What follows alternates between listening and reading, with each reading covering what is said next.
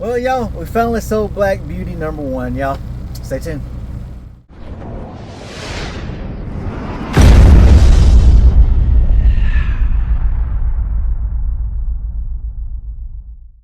What's up, y'all? Welcome back, y'all. Well, today we're gonna talk about Black Beauty number 1. Of course, y'all remember Black Beauty number 1. If you've been with me for a while, we had John Williams in that down there with M. Gibson Trucking. Then when John went and left me to go pull local stuff, log trucks where he could be home each night, well, we ended up getting Robert. Y'all remember Robert? Got him in Black Beauty number 1 running with C3 Logistics. But Robert had some health issues. Went down August 6th of 2024 for medical. Only supposed to be out for like 6 to 8 weeks. Well, it turned into February. Then was it going to be able to come back?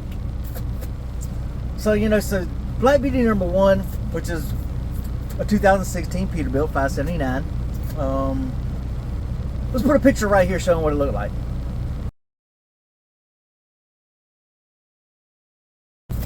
Okay, that was Black Beauty number 1. Well, after February, I tried to find a driver. Could not find a driver for it. Everybody that applied, either they wanted to be home every weekend, or they said if I couldn't guarantee them $3,000 a week, guarantee $3,000 a week, they couldn't come work for me. Well, y'all know, as a small owner operator, you can't guarantee someone they're going to make $3,000 every single week.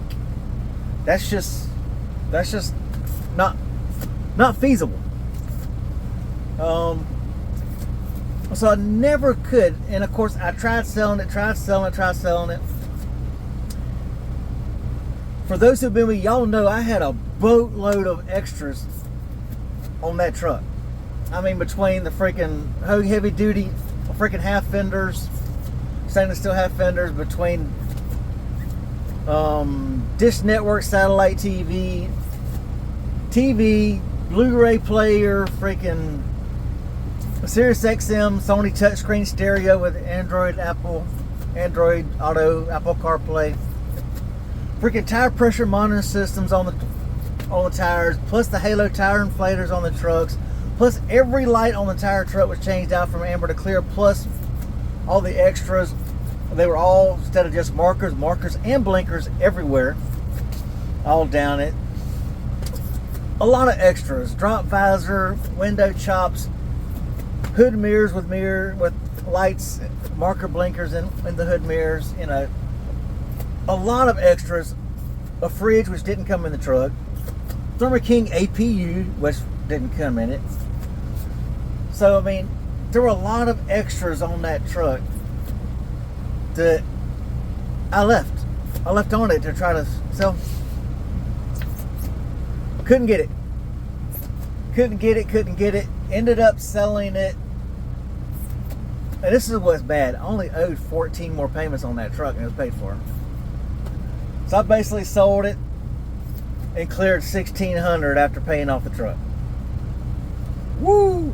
With all of those extras on it, I only cleared $1,600 after paying off the truck. Because I had to sell it for dirt cheap to get rid of it, because we were looking at, sold it right here, like sold it in August. I think August 12th. So that was over a year. Over a year that I was paying truck payment and insurance on a truck that's made no revenue. So we put over 40,000 in truck payments and insurance on a vehicle that made not a dime of revenue. So that's what kind of got me in the financial problem. And that's the downside to being an owner-operator. Like they say, to be an owner-operator with multiple trucks, you really need 5 trucks, because you're always going to have a truck that's not running. So you really need 5 trucks to help bring in enough revenue to help counteract the ones that are going to be down for repairs or down missing a driver. So that really got me into a major pickle. And now with Jeffrey's truck, him being down for 2 weeks with no revenue, the repair, 2 weeks in a hotel, we're gonna have to pay him downtime for this. But yet, I'm not gonna have any checks coming on his truck for 3 weeks. But now I got my own fuel card, so now I'm having that fuel come out weekly out of the business account, but there's no revenue going into that business account for minimum 3 weeks. So all of my checks over here where I'm at, I'm basically transferring them straight into the business account to keep the business stuff going. So that is the downside when you have something down for a while like that and you have these big major repairs. And I already had another big repair with Jeffrey, which was like 10 grand just for the repair itself in New York. Well, luckily he actually had that repaired at a shop while he was home. But of course, being in New York, that guy's like, bend over. I'm not even going to give you, I ain't even going to give it some lube. We just going to dry it in right there and just, yeah. Other shops said that was an extremely high bill for that, for what was done on his truck there. But you're at the mercy of, do I tow it all the way back? Well, then I got to get the driver from New York all the way down to Macon, because I do like the shop in Macon, Dub's Big Rig Rehab in Macon, Georgia, on Barnes Road. I think it's 2224 Barnes Road or something like that. Great shop. If you're in the Macon area, use them. Use Roy. But it was in New York, so I mean, he got down there. But now, granted, if I could have had it done in Macon, probably would have been a whole lot cheaper, and he probably could have got it done quicker than him being home for 2 weeks, because it took 2 weeks before they sat there before they came to look at it. So I probably would have been better off actually if he would have had it done in Macon. He probably would have only spent in a hotel for like 3 days, but we figured, hey, he had a shop, knew someone up there in New York, where he used to work there. Hey, we thought we'd get a good deal. Didn't work out. So yeah, so when you have big major repairs on trucks as a small owner operator, that hurts. And now I'm here as a company driver, so you don't have the bigger owner operator pay, which would go in the business account. So that's less than the business to keep things going when you've only got the revenue from that one truck to help pay for everything, especially when you've got these problems here, and plus the one truck is having to cover the other truck's downtime, who's been sick for a year. So yeah, so that's why I'm in the pickle I'm in. It's rough, y'all. I ain't gonna lie, I would really love to be back in the Coronado, making more money. Now, granted, there's nothing bad I can say about the pay here at Allchem. I will have to tell you, there's absolutely nothing negative I can say about the pay here at Allchem as a company driver. I mean, for a company position, it's phenomenal. I mean, I'm not gonna lie. I mean, it's great pay. But anyone that knows me knows I go above and beyond, because my paperwork is spot on. It's neat, it's professional. I don't use their tablet to scan stuff in because there's no flash on the back of the tablet. So I've seen other drivers' paperwork that has all these shadows and stuff, doesn't have good copies, where everybody knows me. I've got a HP all-in-one laser printer on the truck here. I scan everything in. I've got digital records of everything since 2011. Every load, every receipt, every invoice, every fuel receipt, everything is in. I pay for 2 terabytes of Google Drive, backup. So, I've got a boatload of online storage, because I keep everything, all my digital records online, where I can access them from my phone, my tablet, my laptop. No matter where I'm at, I can access business records. So, they're getting a lot more professional stuff out of me as opposed to their other company drivers. At least that's my opinion. But, since they do pay well, you want to do a better job. So I always try to go above and beyond the regular company driver stigma. But I ain't gonna lie, I would love to be back in Mean Green right there. Yeah, right here. I miss my Coronado. I ain't gonna lie, I miss the Coronado. I do miss the money now. I do know there are other places where owner operators are clearing $7 to $9 grand. Clear to the truck. To the truck bring home after fuel and expenses. I mean, I'll admit, that's tempting. That is extremely tempting. I'm not gonna lie. But you know, I always try to stick things out. I don't like change. I don't like flip-flopping jobs. I don't want to be that guy who's going here, there, boom, boom, boom, boom, boom, boom, boom, boom. But with the financial woes that eventually you have to make that decision. Do I have to do it? Do I want to, you know, keep your ability to say, no, I want to stay where I'm at because I don't like change? Or are you going to get to a point, like the wife says, we can't be homeless? She's like, in my opinion, I don't care if you freaking give the truck away. I don't care what you do. Let the truck get repossessed, whatever.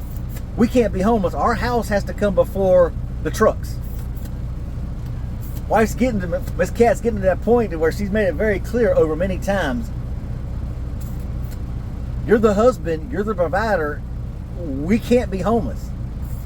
She's like, we have, you know, autistic kid here at the house, we can't be homeless. We can't live in a box or I'll lose custody of my child. So, she's kind of got a point. So eventually, you know, you got to get to that point to where, okay, do I stay where I'm at or do I go somewhere where I can make more money as an owner-operator? So yeah, well, I ain't gonna lie, we're in a pickle. I'm one of them ones, I don't give a crap. Y'all know me, I'm always upfront and honest. I've been making sure the business stays afloat as opposed to our personal. Let's see. We've had 4 45-day late house payments now. We're paying it basically 45 days late each month for the last 4 months. And you know, here we were thinking, I finally sold Robert's truck. That'd be number one, thinking, good, we're finally going to get caught up because now we've got that basically $2,600 a month that we're not forking out for that truck to sit. We can finally use that to start catching up, and then we just have this repair with Jeffrey's truck. So here goes like 10 grand out the door. So I mean, we don't get personal checks now. And now my next 3 checks here on the Allchem side have to float his fuel and to float Jeffrey because there's no revenue coming in for at least 3 weeks on Jeffrey's truck. So that's extremely discouraging when, you know, as a small guy, you have to put the business. I mean, I got a driver. I got to keep my driver, or at least that's how I feel. I got to keep my driver employed. So our house is now, it's averaging, you know, between freaking 35 and 45 days late for 4 months now to make sure my driver keeps his paychecks, make sure he keeps running, because I don't like doing that. You know, I got a driver. I mean, you know, I feel like I have an obligation to him as well. Of course, I got an obligation to my wife and child here as well also, but if I can keep the business going until where it catches up, then eventually we can get back on a schedule and get the personal bills caught up. So, y'all know my channel has always been about transparency. Wife always tells me, you talk too much about our personal. Y'all know me, I tell the truth in trucking. I've always been upfront and honest. I don't sugarcoat crap. I don't lie. I mean, I may not tell it all the details about the personal side, but hey, you know, yeah, we are struggling. We've been struggling big time over the last 4 months because of trying to hold on to Robert's truck and then trying to sell it and no bites. Nobody wants to pay it because of the economy. Nobody's looking at buying, you know, a trucking with all those extras on it. So, like I said, we finally got it sold, but it's only $1,600. And now I've got truck tags that are due. We're talking $1,800 for each truck tag for the Coronado and for Jeffrey's truck. I don't have it for his truck. Well, I'm supposed to have these filed before September 30th. I ain't got it. I don't know where I'm getting it with his repair down now. There's no way I can even think about getting the money to pay for his repair or pay for the tags. It ain't happening. So I'm going in with a late fee on truck tags. But I got to at least get his. Not worried about the Coronado since it's parked, but at least get his since his truck is running. So, yeah, personal bills. I'm trying to keep enough in the personal account out of my Allchem checks just to keep the wife and Jamie in groceries and utilities. Groceries and utilities, and eventually try to keep the house payment before it hits a 60-day late. So hopefully, you know, the bank is a little more lenient, and since we are paying each month, but who knows. Anyway, I told you in my last video that I would give y'all some details of, you know, all the backstory to the situation. This is why I haven't put anything out in 2 weeks, because I've been so down, frustrated over everything. Just plus, Allchem won't let me make real videos showing. I can't even put the GoPro in the dash and record road footage. I can't even get highway footage to show y'all anything like that. What's the point of me sitting in a truck stop? Hey, look, here's a truck coming into the parking lot to pull apart. Here's a truck pulling in apart. Look, here's me getting fuel.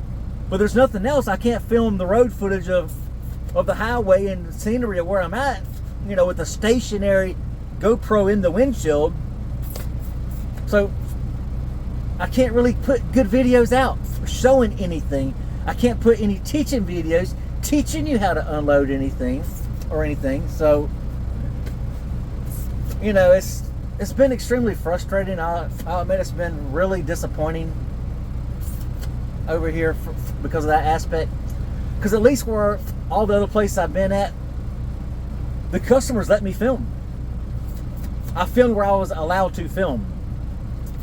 And I still get so many emails, you know, from people who watch my older videos on tanking. They still ask questions on it because they've learned something from my tanking video. So it really is disheartening over here that they won't let me film anything, even at places where I'm allowed to film, or film anything with a truck or trailer at all. So that really is disappointing, because I can't teach you people anything. I'm not allowed to teach y'all anything.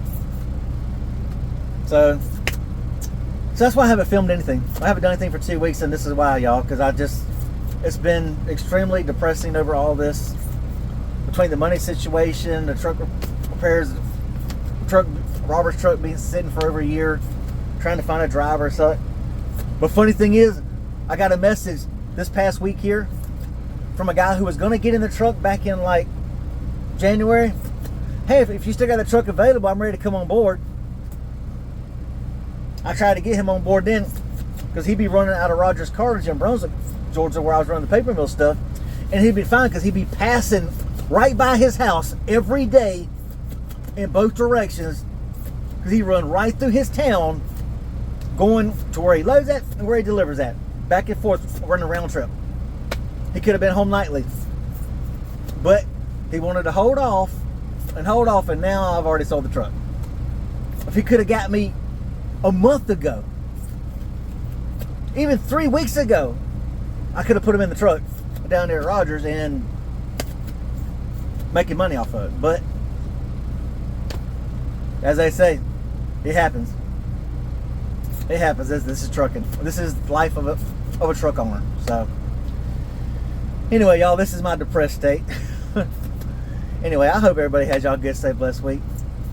We'll catch you on the next one, whenever that'll be. Like I say, y'all, I'm in this funk right now. Every YouTuber gets in that funk to where they just don't have it in them to make the videos.